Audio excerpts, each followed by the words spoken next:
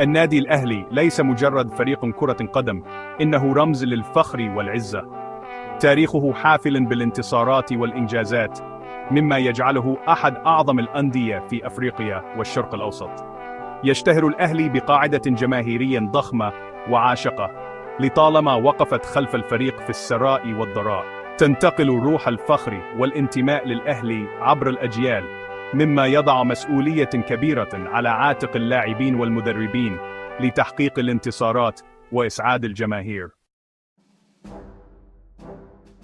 لا شك أن مباراة الأهلي والزمالك هي قمة كرة القدم المصرية. تاريخ طويل من المنافسة الشرسة والمواجهات الحماسية، مما يجعلها دائما محط أنظار العالم العربي. تمتد أهمية هذه المباراة إلى ما وراء مجرد الحصول على 3 نقاط، فهي معركة كبرياء وسيطرة على عرش الكرة المصرية. انتهت مباراة القمة الأخيرة بين الأهلي والزمالك بالتعادل الإيجابي بهدف لكل فريق. أداء الفريق الأحمر لم يكن على مستوى التطلعات، مما أثار تساؤلات حول تكتيكات المدرب مارسيل كولر. اعترض بعض النقاد على الخطة الدفاعية التي اعتمدها المدرب، بينما رأى آخرون أن غياب الفعالية الهجومية كان السبب الرئيسي في التعادل.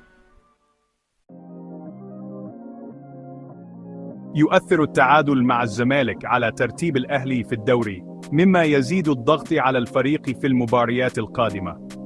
يتطلب الأمر من اللاعبين مضاعفة الجهد والتركيز في التدريب لتحسين الأداء.